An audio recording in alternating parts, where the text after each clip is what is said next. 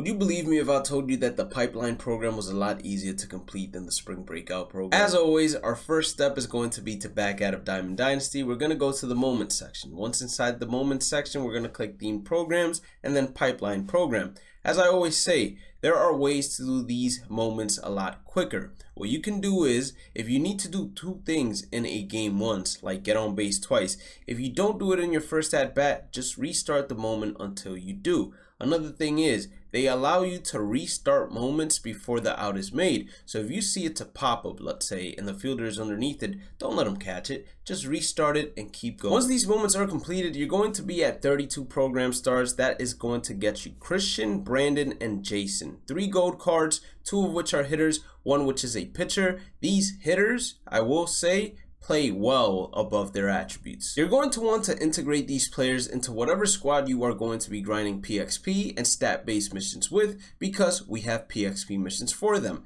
Every single hitter inside of this program is going to require 150 parallel XP in order to earn an additional 5 program points, and every pitcher is going to require 300 parallel XP in order to earn 5 additional program points.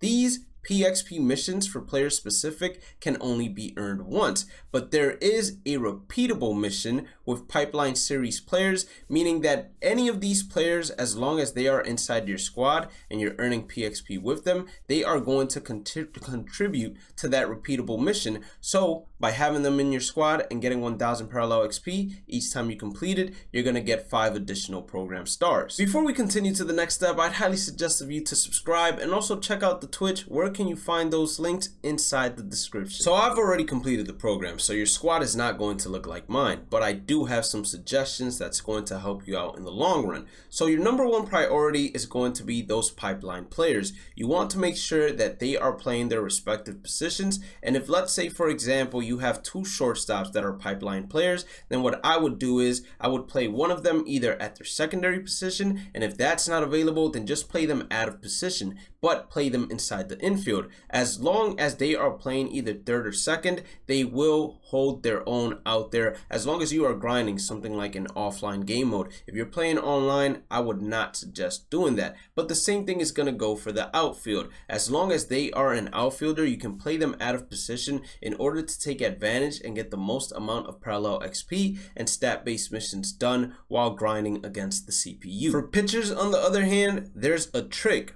So if you need to grind a specific pitcher, the trick is to make him your 5th best starting pitcher when it comes to overall, meaning that 1, 2, 3, 4 need to either be the same overall as that 5th best starting pitcher or higher overalls. What this will do is, if you're playing Conquest, it's going to make the opponent select their 5th best starting pitcher. Same thing goes for play versus CPU, and that will allow you to take advantage and face the lowest overall live series player instead of facing a higher overall live series player that could be their ace or second best pitcher. This also works in the stadium games in Diamond Quest. Before we jump to the next step along the program, let's talk about how I want you to grind these PXP missions or stat-based missions. You're going to have a ton of offline options and then 2 online options. We'll start with the online options. I would highly suggest not grinding this online, because most of the times these players are not the best available players,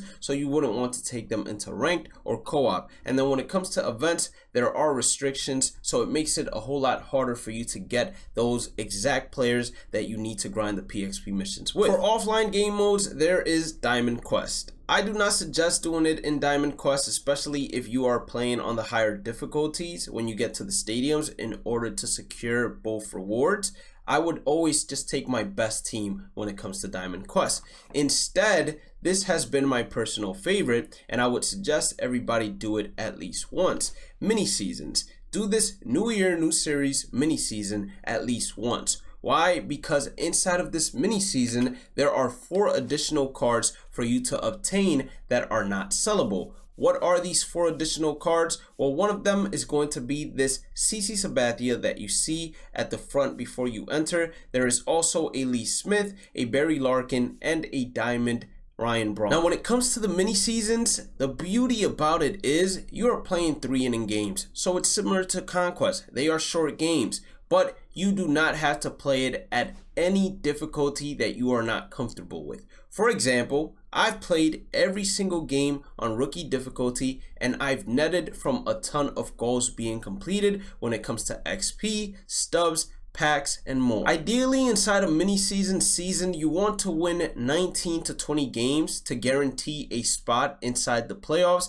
and then after that you can basically quit out of each and every game until you get to the playoffs. Now, I would not do this if I don't have Ryan Braun yet, just because there are specific stat missions that you need to complete with Lee Smith and Barry Larkin in order to unlock Ryan Braun. But as soon as you do unlock Ryan Braun and you have 19 or 20 wins, feel free to quit out until the playoffs, but make sure that when you look at the standings, you are still within those top 14. Last but not least, when it comes to mini seasons, since you can play every single game on rookie difficulty, and we've done already the 30 team affinity moments, so we have 30 silver players, and some of them are starting pitchers, other of them are hitters, and then some of them are even bullpen arms. What I would do if I were you guys is I would go ahead and integrate as many as I can into the starting lineup without disrupting the pipeline program players. And if you're doing the spring breakout program at the same time, without disrupting those two, and you are going to be basically working on 3 programs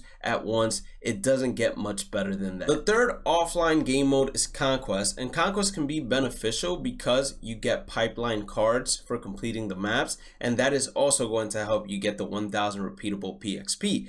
But I have not done the guides yet. Don't you worry, although the guides are going to come soon, and they added today a Shamrock map, which I did not know about. So go ahead and get yourself some hidden rewards from there, which all of that will be coming in due time to this channel. But one thing I will say about Conquest is that unless you know the method of stacking up as many fans in one territory and then facing a stronghold, you're not always facing the CPU on the easiest difficulty. So sometimes you might be facing them on veteran, sometimes on all-star, even on Hall of Fame and legend. So what I would do is I would wait for the guides before attacking the Conquest, and I would have my fun inside of mini seasons. Last method for offline, and I'm going to be talking about this method and going a lot more in detail tomorrow inside the Team Affinity Guide video on how to complete that program. It's play versus CPU. Now, when you're playing against the CPU, there's only one team that you should be looking to face, and that's the Colorado Rockies. Now, this is more for your team-based stat missions or stat missions for any program. So, for example, inside the pipeline program, there are get on base with center fielders, strikeouts with starting pitchers. You would never be using the play versus CPU method to complete a pitching mission, unless you just want to play out the full game. But generally, the method I'm about to talk about, which is the quit out method, it is strictly for hitters. So what I would do is, if I was looking to complete this and get 5 program stars, I would load up my team with the pipeline players as well as center fielders, all playing out of position. It doesn't matter. I'd even throw them in at catcher because we are never planning to pitch. If I was doing this one, it would be all second basemen with whichever pipeline players I also needed to get PXP missions with. Now, the one that's difficult to complete, especially in play versus CPU, would be something like stolen bases with shortstops. For this, my suggestion is having 5 shortstops or 4 shortstops on the bench with high speed, and whenever someone hits a single, you just substitute them and then try to steal the bag if you were looking to complete this mission. But it's not required for you to complete it, so don't go out of your way to do it. The play versus CPU method is pretty simple, but you need to listen carefully in order to understand it. You will be playing as away versus the Colorado Rockies. You would select your 5th best starting pitcher. You would go ahead and do this however you feel comfortable playing. You would select your 5th best starting pitcher, so they select their 5th best starting pitcher, and your goal is to get to at least the 8th batter inside the 1st inning. I've heard that you can quit out after the 7th hitter hits, but just to guarantee yourself PXP until I test it out myself, get up to the 8th hitter. Now, this is going to be all on rookie difficulty, and of course some people even on rookie difficulty struggle, so they might not make it to the 8th, and in those cases then you would have to pitch and then go hit again. But the idea is that you only hit So you would have, let's say, 9 center fielders, and let's say you hit the ball pretty well on rookie difficulty, and you could consistently get to your 8th hitter. Once there are 3 out, you can quit out, and all stats and PXP will be saved, and it will progress inside of the program. Now, that is if you're grinding PXP missions. For stat-based missions, on the other hand, you don't need to get to the 8th hitter. So all you would have to do is fill up a team with center fielders, and as soon as the 3 outs are made in the top of the first, you just quit out and you play versus CPU again. And let's say you got on base twice. It's going to be 2 out of 10. Next game you get on base 5 times and then quit out after the 3 outs are made. It's now 7 out of 10. And it's just a way to get the hitting stat-based missions done a whole lot quicker, but you can do 2-in-1 with the PXP if you wanted to, or mix it up with some pitching if you wanted to pitch the entire games, but that's not time efficient, so that's why I don't suggest it. I will be getting more into this tomorrow inside Team Affinity, so make sure you guys go ahead and subscribe if you haven't done so already, and turn on the notifications so you don't miss that upload. But that is how you complete the pipeline program. If you did end up enjoying today's content, make sure you guys hit that like button or subscribe button, notification bell. We stream every day on Twitch. Check it out inside the description. Socials are in there as well. Make sure you guys are following twitch.tv/BladeMiz. And then last but not least, have a blessed day and night. Stay positive, stay safe, stay blessed, and I'll catch you all in the next one. Peace out.